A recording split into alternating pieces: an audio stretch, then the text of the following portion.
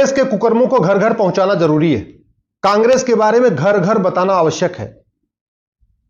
भारत का संविधान कहता है हम एक संप्रभु भारत बनाएंगे। संप्रभु का मतलब न गुलामी का नाम होगा, न गुलामी का निशान होगा, न गुलामी की परंपरा होगी, न गुलामी का रीति रिवाज होगा, न गुलामी की पुलिस व्यवस्था होगी, न गुलामी की न्यायिक व्यवस्था होगी, न गुलामी की शिक्षा व्यवस्था होगी, न गुलामी की चिकित्सा व्यवस्था होगी, न गुलामी की टैक्स व्यवस्था होगी। लेकिन कांग्रेस ने कुछ भी गुलामी वाला बदलने का प्रयास नहीं किया, उल्टा कानून बना बना के एक के बाद एक गुलामी को और मजबूत किया। उदाहरण के लिए नेहरू जी ने 1954 में ड्रग एक्ट बनाया और ड्रग एक्ट बना के यह कह दिया कि जिन बीमारियों का इलाज चरक संहिता में है, सुश्रुत संहिता में है, वाग्भट संहिता में है, सारंगधर संहिता में है, माधवकर संहिता में है, उसका आप प्रचार प्रसार नहीं कर सकते। अगर प्रचार करेंगे तो आपको लीगल नोटिस आएगी, आपको जेल भेज दिया जाएगा। यह महापाप नेहरू जी ने किया था 1954 में। दुर्भाग्यवश वो कानून आज भी चल रहा है। इसको जन जन को बताना जरूरी है। 1955 में संविधान कहता है एक सिटीजनशिप एक्ट बनाओ जो देश के खिलाफ गद्दारी करे, जासूसी करे, मक्कारी करे, देशद्रोह करे, आतंकवाद फैलाए, अलगाववाद फैलाए, नक्सलवाद फैलाए, उसकी नागरिकता छीनने के लिए कानून बनाओ। कांग्रेस ने कानून बनाया, नेहरू जी ने 1955 में कानून बनाया, लेकिन ऐसा कानून बनाया आज तक किसी की नागरिकता गई नहीं। अगले साल संविधान कहता है कि भारतीय परंपरा, भारतीय रीति रिवाज को मजबूत करो। पूरा का पूरा आजादी का आंदोलन वंदे मातरम भारत माता की जैसे हुआ था। पूरा आजादी का आंदोलन। अंग्रेज बेचैन हो गए थे वंदे मातरम से। वंदे मातरम को बैन कर दिया था, लेकिन कांग्रेस ने जब 1971 में कानून बनाया तो वंदे मातरम इसमें मेंशन ही नहीं किया। जनगण मन के लिए टाइम फिक्स कर दिया, जनगण मन के लिए प्रोटोकॉल फिक्स कर दिया, जनगण मन की म्यूजिक फिक्स कर दिया, सब कुछ फिक्स कर दिया। जनगण मन अपमान करने पे 3 साल सजा होगी ये भी लिख दिया। लेकिन वंदे मातरम के न कोई प्रोटोकॉल बनाया, न कोई म्यूजिक फिक्स किया, न वंदे मातरम का अपमान करने पर कोई सजा होगी, कुछ भी नियम कानून नहीं बनाया। यह है वंदे मातरम से नफरत। कांग्रेस को कितनी नफरत है वंदे मातरम से, आप ये कानून अपने आप में बता रहा है। 1984 में राजीव गांधी को 404 सीट मिली। अगले ही साल 1985 में एक उन्होंने कानून बना दिया सिटीजनशिप एक्ट, और ये एक कानून बना के उन्होंने सिटीजनशिप एक्ट में धारा 6 से जोड़ दिया, और धारा 6 से जोड़ के उन्होंने उस समय असम में रह रहे 60 लाख बांग्लादेशियों को भारत का नागरिक बना दिया। आप सोचिए, इस कानून के कारण आज ये हो रहा है कि पूरे देश के जो बांग्लादेशी हैं, घुसपैठी हैं, वो सब ये कह रहे हैं हम असम में 71 में आ गए थे। जैसे कश्मीर में धारा 35A चल रही थी ना, आर्टिकल 35A, उससे भी खतरनाक है ये सेक्शन 6A जो सिटीजनशिप एक्ट में राजीव गांधी ने जोड़ा था 1985 में। इस पे सुप्रीम कोर्ट में सुनवाई होने जा रही है। मैं आशा करता हूं सुप्रीम कोर्ट इस धारा को खत्म करेगा। अगले साल साबानो का फैसला आया। राजीव गांधी ने सुप्रीम कोर्ट के फैसले को मानने की बजाय सुप्रीम कोर्ट के फैसले को पलटने के लिए कानून बना दिया। शायद बहुत कम लोगों को पता होगा, एक बूढ़ी महिला जो 125 रुपए गुजारा भत्ता मांग रही थी, जिसको सुप्रीम कोर्ट ने कह दिया ठीक है इसको गुजारा भत्ता मिलना चाहिए, लेकिन चरमपंथियों के दबाव में राजीव गांधी ने सुप्रीम कोर्ट का फैसला पलटने के लिए कानून बनाया था। ट्रिपल तलाक कानून अब बन रहा है ट्रिपल तलाक को बैन करने के लिए। उस समय उन्होंने ठीक इसका उल्टा काम किया था। उससे भी नहीं पेट भरा, नरसिम्हा राव की सरकार आ गई। नरसिम्हा राव ने 1991 में कानून बना दिया प्लेस ऑफ वर्शिप एक्ट।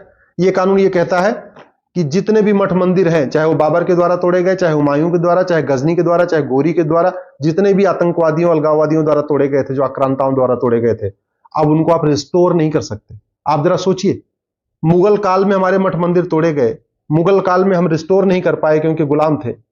अंग्रेजों के टाइम में रिस्टोर नहीं कर पाए क्योंकि हम गुलाम थे। अब हम आजाद हो गए हैं तो इस कानून के कारण हम अपने मठ मंदिरों को रिस्टोर नहीं कर सकते। काशी है, मथुरा है, भद्रकाली है, भोजशाला है, अटाला है, इन सभी मठ मंदिरों को रिस्टोर करने में जो सबसे बड़ी बाधा बनी है वो है कांग्रेस का प्लेस ऑफ वर्शिप एक्ट, जो 1991 में नरसिम्हा राव की सरकार ने बनाया। इससे भी नहीं पेट भरा, अगले साल 1992 में नरसिम्हा राव ने एक और जहरीला कानून बनाया, उसको कहते हैं माइनॉरिटी कमीशन एक्ट। पहले हिंदू, जैन, बौद्ध, सिख सबके सब हिंदू कहलाते थे, सबके लिए एक ही कानून होता था। 1992 में हिंदुओं को बांटने के लिए और मुस्लिम्स को स्पेशली फायदा पहुंचाने के लिए, क्रिश्चियंस को अलग से फायदा पहुंचाने के लिए माइनॉरिटी कमीशन एक्ट बनाया। मुस्लिम्स को माइनॉरिटी बना दिया, क्रिश्चियंस को माइनॉरिटी बना दिया, जबकि मुस्लिम्स भी कन्वर्टेड हिंदू हैं, क्रिश्चियंस भी कन्वर्टेड हिंदू हैं, उनको उनकी घर वापसी कराने की बजाय कानून बना के उनको अल्पसंख्यक घोषित कर दिया, और उन्हीं को नहीं, बौद्ध को भी अल्पसंख्यक घोषित कर दिया, जैन को भी अल्पसंख्यक घोषित कर दिया, सिख को भी अल्पसंख्यक घोषित कर दिया, जबकि सब सनातन के पार्ट है। तो कांग्रेस ने कभी ऐसा कोई प्रयास नहीं किया कि भारतीयता मजबूत हो, सनातन संस्कृति मजबूत हो, सनातन धर्म मजबूत हो। हां, कानून बना बना के तोड़ा जरूर है, उससे भी नहीं पेट भरा। अगले साल 1995 में वक्फ एक्ट बना दिया। जितनी भारत में जमीनें हैं, चाहे जो लोग पाकिस्तान छोड़ के भाग गए थे वो भी वक्फ की जमीन हो गई। इसके अलावा इतना इसमें अधिकार दे दिया कि ये वक्फ बोर्ड जिसको कह दे ये हमारी जमीन है, वो वक्फ की जमीन हो जाएगी। इसके खिलाफ आप लोकल कोर्ट में जा ही नहीं सकते, आप सीधे हाई कोर्ट भी नहीं जा सकते, इसके लिए सीधे आपको वक्फ बोर्ड में जाना पड़ेगा। इस कानून को हमने चैलेंज किया हुआ है, मुकदमा चल रहा है, लेकिन जनता को बताना जरूरी है कि किस तरीके से कांग्रेस ने 1995 में एक जहरीला कानून बनाया, जिसके कारण रेलवे और डिफेंस के बाद सबसे ज्यादा जो लैंड बैंक है, सबसे ज्यादा जो जमीन है, वो वक्फ बोर्ड के पास है। उससे भी नहीं पेट भरा। 2004 में कांग्रेस ने माइनॉरिटी एजुकेशन एक्ट बनाया, मनमोहन सिंह की सरकार आ चुकी थी उस समय, उससे भी नहीं पेट भरा। 2010 में एफसीआरए बनाया। देश विरोधियों को, मक्कारों को, गद्दारों को फंडिंग कराने के लिए, जैसे विदेशी फंडिंग होती रहे, जो कांग्रेस के पालतू पत्रकार हैं, जो कांग्रेस के पालतू एजेंट हैं, जो कांग्रेस के पालतू लेखक हैं, बुद्धिजीवी हैं, कलमकार हैं, लेखक हैं, कांग्रेसी हैं, इनके एनजीओज को पूरी फंडिंग मिले विदेशों से, जो कांग्रेस के पालतू वकील हैं, जो कांग्रेस के पालतू बहुत सारे इनके हैं अपने तरीके, इनको पूरी फंडिंग कराने के लिए एफसीआरए बना दिया 2010 में। बहुत सारे एनजीओज का लाइसेंस रद्द हुआ है, लेकिन जब तक कानून चलेगा तब तक विदेशी फंडिंग रुकेगी नहीं। उससे भी बड़ा पाप किया 2012 में। एक गुप्त बैठक होती है पर्सनल लॉ बोर्ड और राहुल गांधी के बाद, राहुल गांधी के बीच में, और उसके बाद जब अगला संसद का सत्र आता है, उसमें राइट टू एजुकेशन एक्ट से मदरसों को बाहर निकाल दिया जाता है। पहले जब राइट टू एजुकेशन एक्ट था तो मदरसे भी उसके अंदर में थे, लेकिन पर्सनल लॉ बोर्ड के दबाव में, जमीयत उलमा हिंद के दबाव में, कट्टरपंथियों के दबाव में मनमोहन सिंह ने मदरसों को बाहर निकाल दिया राइट टू एजुकेशन एक्ट से। बैलेंस करने के लिए गुरुकुल को भी निकाल दिया। हम ये कह रहे हैं गुरुकुल पे आप ऑडिट करो ना भैया, क्या दिक्कत है? गुरुकुल में क्या पढ़ाया जाता है, गुरुकुल में कहां से पैसा आता है, गुरुकुल में पढ़ाने वाला कौन है, गुरुकुल में पढ़ने वाला कौन है, किसी को ऑडिट कराने में दिक्कत नहीं है। दिक्कत किसको थी? मदरसों को, क्योंकि मदरसों के जो चलाने वाले ये नहीं चाहते कि उसमें क्या पढ़ाया जा रहा है किसी को पता चले, फंडिंग कहां से आ रही किसी को पता चले, पढ़ने वाला कौन है किसको पता चले, पढ़ाने वाला कौन है किसको पता चले, वहां कौन कौन शरण लेता है किसी को पता चले, वहां क्या क्या रखा जाता है किसी को पता चले।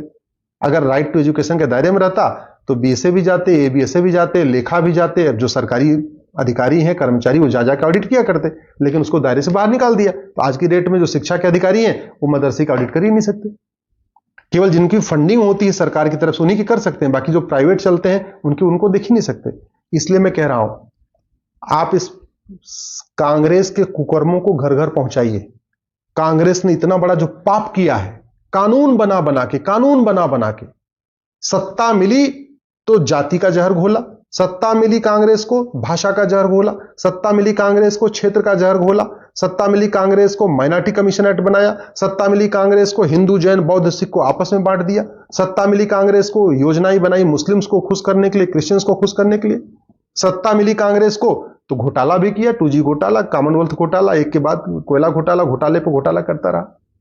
कांग्रेस के कुकर्मों को घर घर पहुंचाइए। और किस तरीके से नेहरू जी से लेके मनमोहन सिंह तक, आप उसको ऐसे कह सकते हैं, मनमोहन सिंह तो नाम के प्रधानमंत्री थे, एक्चुअल में तो सरकार चलाती थी सोनिया गांधी।